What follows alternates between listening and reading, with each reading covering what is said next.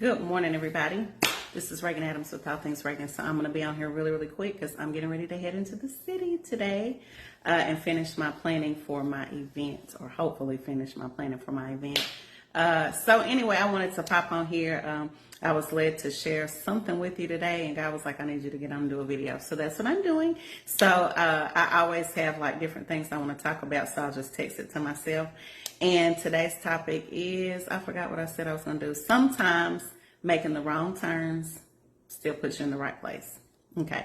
So because of where I live, everything is kind of covered up. So you can't see like actual stores, actual places. And you kind of have to rely on the side streets, but everything looks the same. And for me, I'm not going to say I don't have a sense of direction, but I don't do well with that. And I just know that I have to make sure that I have my GPS for me a lot of the time. So now I'm trying to come into not having to use it as much, right? So I can get to my daughter's school, but coming back, sometimes it's confusing to me. I know I've been here almost 2 months. I should know it by now, but my sense of direction, I'm trying to work on it.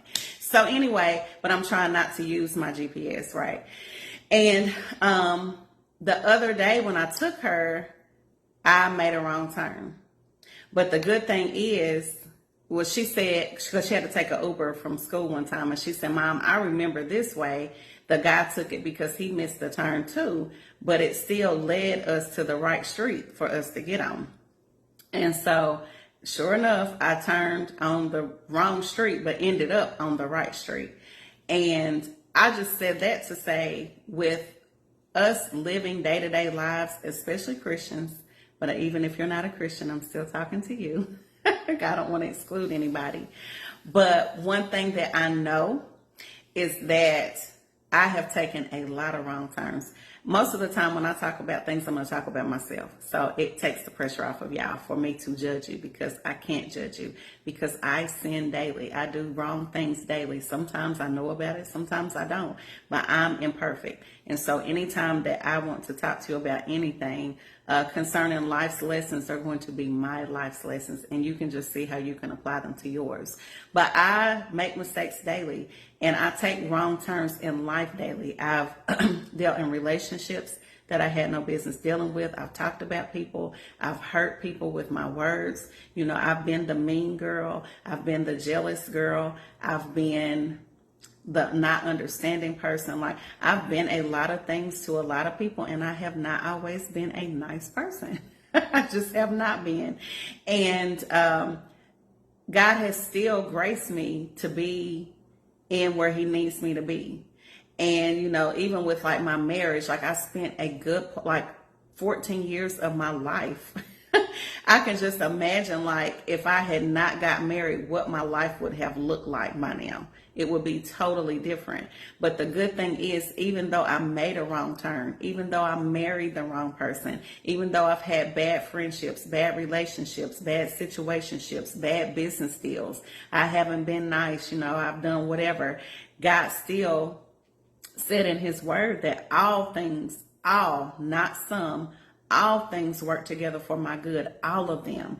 And so he still has factored in the wrong turns that you have made in your life. And he still can put you on the right path of where you need to be. You're still going to come out where you need to be. And so I just wanted to encourage you, like, that's been on my heart kind of heavy the past couple of days, that people look at their works. God doesn't look at you on the outside. He looks at your heart, and he knows your heart. And people look outwardly and they judge you outwardly about what you do. And when we can't judge anybody, because we all have sin, we all mess up, and we should learn to have more compassion for one another. So I just wanted to encourage you that any wrong mistake that you have made, some things that we have done, said, that we would be ashamed of.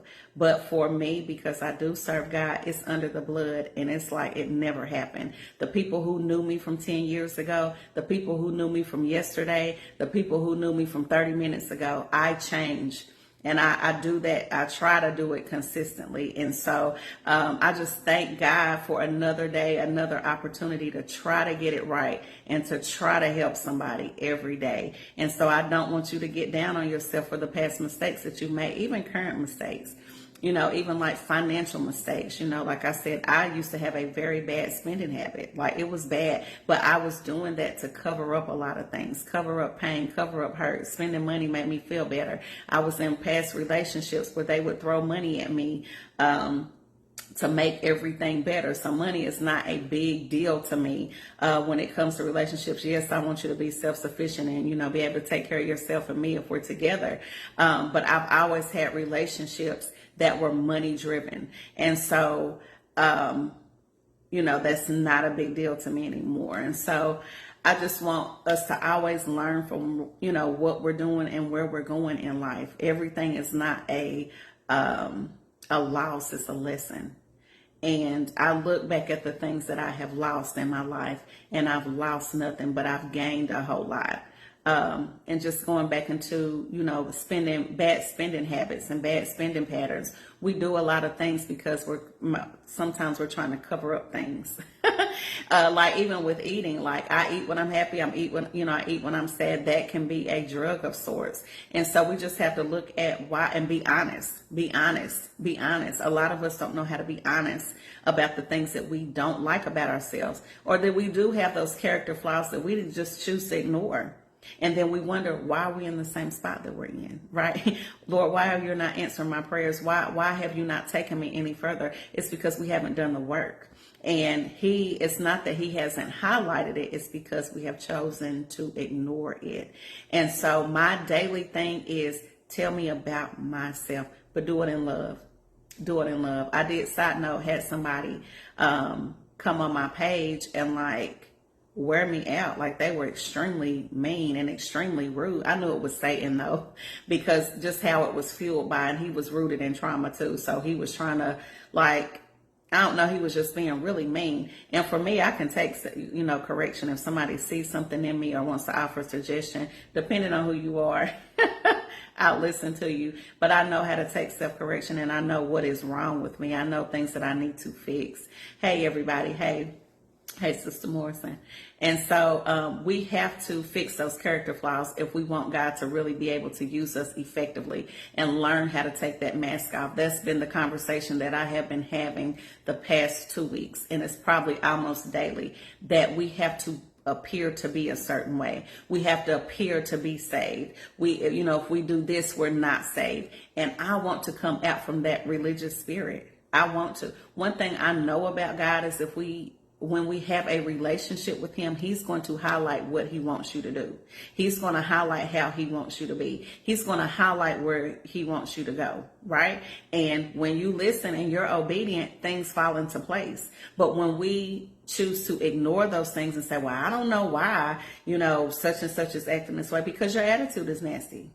That's why they're acting this way. Well, I don't know why he won't choose me or he won't date me, because you're not doing what you need to do to get whole and healed so he can choose you, right? From the inside out. So we are a daily work in progress. We do not need to point fingers at anybody. But what we do need to understand is once we work on ourselves and realize that God has factored in everything that we have done wrong, and he's still going to put us on the right path. So don't get down on yourself. I know a lot of people, like I said in the video the other day, we talk about, oh Lord, I messed up, I did this, and it keeps us from him, or we keep ourselves from him because we feel like the things that we have done have been so horrible that we can't talk to him.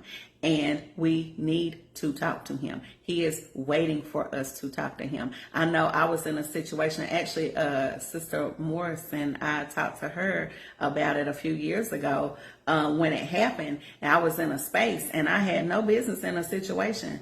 I had no business, and it was hard. It was hard to close the door on him. And I took myself away from God. I took myself away from God because I'm thinking, I know I ain't supposed to be doing this. But I got to come back to God. I was perplexed, and I thought God would be mad at me. But guess what? It's just when I learned to start looking at God as my parent, things got a lot better. Things got a lot better because I can view God as my parent because I have a child. And so, or I can look back at my situation as me being a child and say, you know what, I used to mess up all the time. I used to be a habitual liar. Like, it was bad.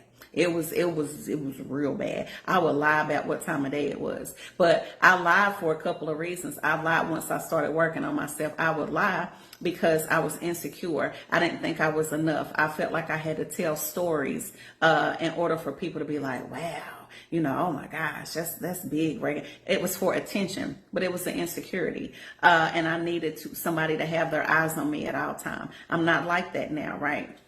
And so, but going back to how I look at God as my father, I look at it as my childhood, as, you know, my parents, when I would lie to them all the time, when I would do things I had no business doing, they would be upset. But guess what? They still loved me. They still parented me. They still comforted me. They still did for me. They never not stopped loving me. And I have to look at my relationship with God as a parent. And so when I can do that, it's easier for me to come to him and say, Lord, you know what?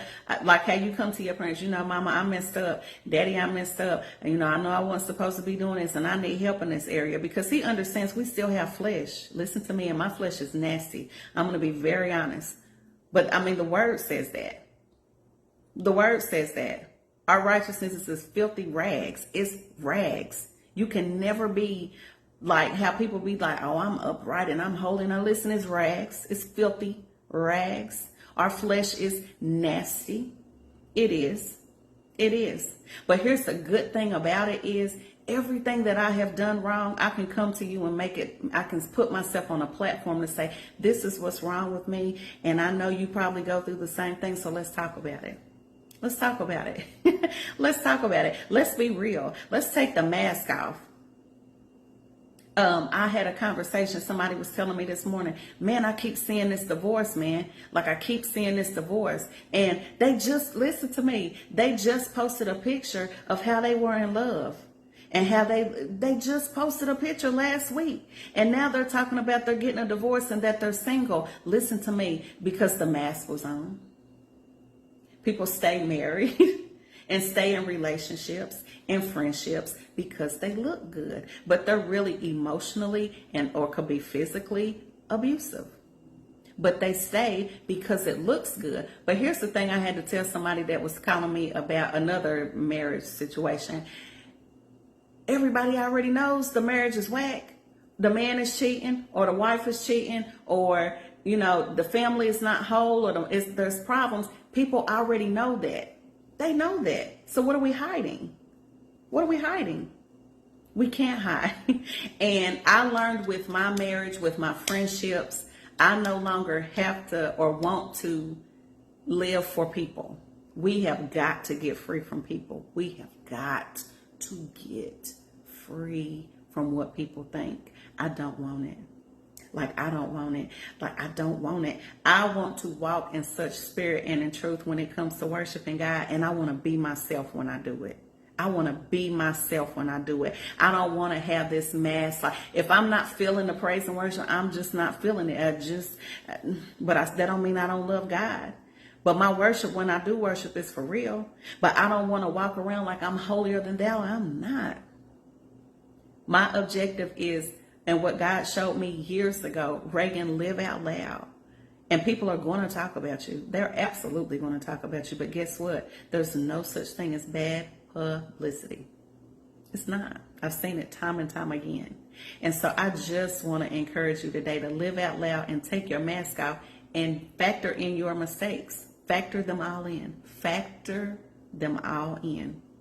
Factor them all in. Because God did. He gave us cushion for that. That grace and that mercy. That's the reason you're still alive. Listen to me. That's why Jesus came, for the blood. Listen, because we can't keep the law. We cannot physically keep the law. Jesus had to come. We can't keep it. We sin daily. Or listen to me, if you can go through my thoughts for me not even saying anything, y'all be like, dang, Regan, what you say? Kendra, people are keeping the mask on for marriages, friendships, jobs, family, honestly, life as a whole. They are. They absolutely are. And I can speak on it again because I always point the finger at me, because I looked like I lived a great life. I looked like we had all the cars, the houses, the clothes, like, we looked nice. But inside, it was trash. He did not take care of my emotions, but it's not because he didn't want to. He wanted to be a family man. He didn't know how. And then he was broken. But we were both broken. We were both broken. We didn't know what marriage was. We didn't know how to self-love. We didn't know how to self-correct. We didn't know how to be self-aware. We didn't know those things. So I can't just put it on him. Even when he cheated, part of that was me, but part of that was him too. I wasn't giving him none. I didn't want to. And sometimes I didn't want to, but sometimes what I later found out was that my hormones were off. My hormones were off. A lot of women ain't busting it open because their hormones are off. They don't want to have sex. That's one of them, one of the many. And then sometimes our sex is tied to our emotions. Things that we're not happy. We're not happy. We don't want to bust it open. We don't want to. But nobody wants to talk about that. Nobody. And I remember I was having a conversation with my homegirl about Steph Curry's wife. Everybody came down on her about wanting to feel sexy or wanting another guy to. But that's a real thing. And I don't care what anybody says. You always want to be desired. Men want to be desired. That's a lot of the time why they cheat, because they want to be desired. I don't even know why I'm here right now. Somebody need to hear it at some point. You want to be desired. I don't care who you're with. And so if there is a lack of desire in your relationship, you will stray. And if you got other problems that you ain't talking about, you will stray. Because guess what? Sex is like a drug. Once you hit that come button and you're feeling great, and it's like, everything's right with the world, and the grass is green on the other side. Sometimes it is, sometimes it's not. But we're going to talk about, I'm about to really dig down deep within the next couple of weeks about relationships. God is healing some people's relationships, their marriages, their friendships.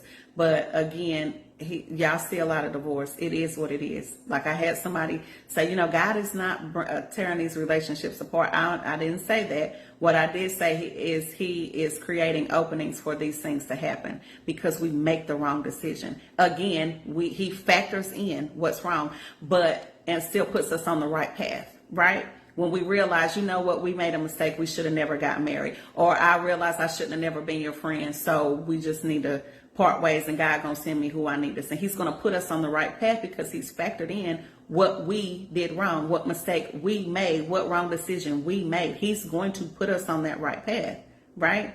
But we have to learn to get honest. And I'm going to dig down deep into these relationships because I really believe that God is about to do a new thing with these kingdom marriages. They're going to be quick. But we got to get ourselves together. We have got to take the mask off. We have got to get real relationships, like real relationships. I was having a conversation with one of my other homegirls. I'm very strategic, and God has shown me who needs to be in my close circle. It just, because I have a lot, and I'm not saying this to be conceited, so please don't think so. But I have, and it's been like that for a while, where people want to connect with me on a deeper level, and that just cannot happen. Because what I do understand is people, you can see me here, and I am the same person in person, but with my stuff, my weighty stuff, everybody can't handle that. Because if you're not healed and whole in a lot of different capacities, when I tell you some things about my personal life, you're going to be like, whoa. And then what I don't need is for anybody to judge me and not see God because of things that I've said or I've done. Because his gifts are not without repentance. He even though I still messed up, he doesn't take the gifts away.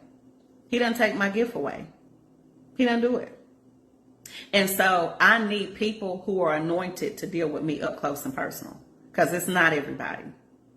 My homegirl, she prayed for me this morning. I felt so good because it's just a good feeling to have somebody that's going to be able to walk the walk with God with you. Or, when I was telling her about my date, I would love to side note, I would love to tell y'all about my dates that I have. But one thing that my coach told me, because I did hire a dating coach a while ago, he was like, I know you like to use your life as an open book, but sometimes you never know what God is watching you. And you never know if he's watching you to date you or marry you or whatever. And you want to make sure that he feels safe and that relationship. And I absolutely do, because I have a lot of people who watch me that I have I won't know anything about it until they inbox me months or years later. Right. And so, I have to be mindful what I say, but like my date, listen to me. Like I called my friend, I was telling her about it, and she gave me some helpful tips and advice and stuff like that. But I believe God is about to send my husband. And so I can't just be out here willy-nilly, but then I still have urges to want to have sex. I'm going to be honest. Listen to me. I be wanting to bust something open. Do you hear me? Do you understand what I'm saying? But as Christians, do we talk about that? No, we don't talk about that. Do we talk about our insecurities when we're trying to, get our self-esteem together and make sure that we're sexy and we're, not only, projecting our sexiness and still being saved, and we can still be covered up and still looking good and being modest, but still like sexy, feeling good. We don't talk about sex before marriage to see what our husbands want. We don't see what what men need. That's why I was talking about, having platonic relationships. We have to have those open conversations. If we do not, we're going to be wearing a mask and we're going to be faking it. And I no longer want fake relationships around me. I want you to be genuinely happy for me. I want to genuinely be happy for you. I want to genuinely pour into you. I want you to genuinely pour into me and not feel like, I'm faking it. I'm faking being happy for Regan. I'm faking being happy that she got to have her husband. Because listen to me, when God really come in and bless me, if you can't handle me right now, listen, it's not going to happen.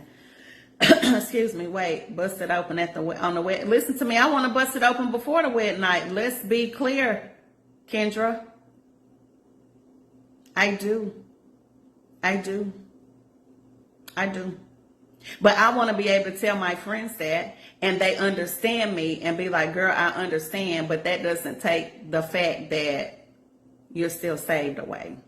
Because I can tell some people, and they be like, girl, she be sitting up here talking about God and that she love him, but she talking about she want to bust it open. I do, because guess what? I'm fleshy. And guess what? I've had premarital sex, right? All right. I have. And a lot of it. And I enjoy it. But God made it for us to enjoy, but he made it for us to enjoy for our husband. So Lord, try to keep me, help me keep myself so I'm not out here busting it open. Right? And especially for the wrong one, because some of them you can't get rid of. That's a whole nother situation and story. All right? And I got plenty of those. You understand what I'm saying? Moving on.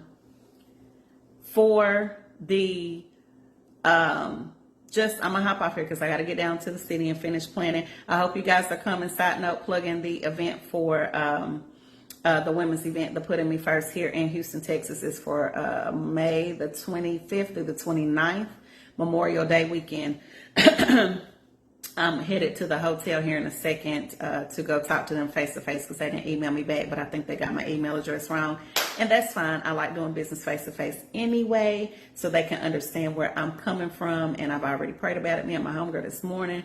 So I'm expecting favor. But anyway, take the mask off. That's what I'm going to be talking about for a while, because God wants us to be able to be relatable. That's why a lot of people watch me, because I am relatable. People can say what they want to. I was having this conversation the other day, and I'm going to get off of it. But people have talked very bad about me. Yeah, I'm not perfect. I've said some things. I've done some things. Some things people have said I've done that I have not done because they're talking from an unhealed place, and that's cool. But God said, you know what? You don't have to do the sifting. Like, people know. People get a genuine feel for who you are. And so I don't have to try to defend my name. Because what I do know, and what you should know about me, if something did happen and I feel like I need to acknowledge it, I will. Because I'm human.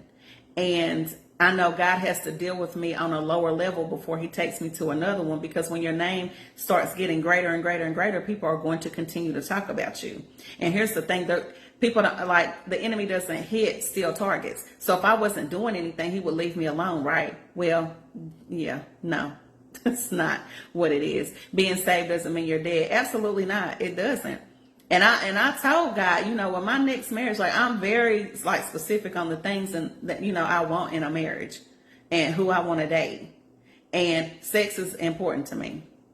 I would expound on that, but I'm gonna cover my ex-husband. Sex is important to me. And I know I'm at the age where we're gonna have to be healthy in order to do it, especially him. Or I ain't gonna be able to get it up. So it's important. It's one of the important things to me. And I want to be sexually attracted to him, and I want him to be sexually attracted to me. And people won't pray for that. They're like, oh my gosh, she's a Christian. Why is she praying for that? Because God created sex for marriage. And that is a way that the man and the woman are able to draw closer and be intimate and know one another. Okay? Okay.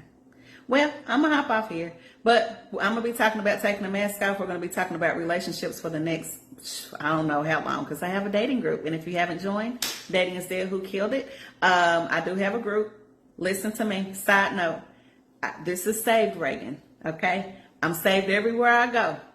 But the group is a little nasty. Okay? I'm just saying it's real. It's real raw because everybody that I deal with is not Holy Ghost filled and saved and sanctified. And side note, I'm a little nasty too on the inside. Okay? But I'm going to need that for my husband. But nobody talks about that in the church. I'm just saying.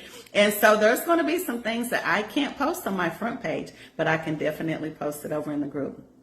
With that being said, I don't add any of my past church members to that group. Okay? Just don't do it. Don't ask, because I'm going to say, deny. You can't come in. You just can't come in because everybody's not ready to handle those real conversations, because I love real conversations, and I love good thought-provoking conversations. And that was another thing. If you want to date me, you gotta know how to talk because I love it. I love it. So anyway, you guys have a blessed day. Again, this is Regan Adams with All Things Regan. Make sure that you're taking your mask off, being open and authentically you, and you can do it in front of whoever and do it without trying to people please. We don't care what everybody else thinks, right? We live for God, and if you're not living for God, I hope you hurry up and do it before this world comes shake up, because I ain't got time. You understand what I'm saying? But live your authentic life and in spirit and in truth concerning him. And I ask that he bless you guys extra special today. You guys have a good one. This is Regan Adams with All Things Regan. And Regan says, I think it, I see it, I do it. Bye.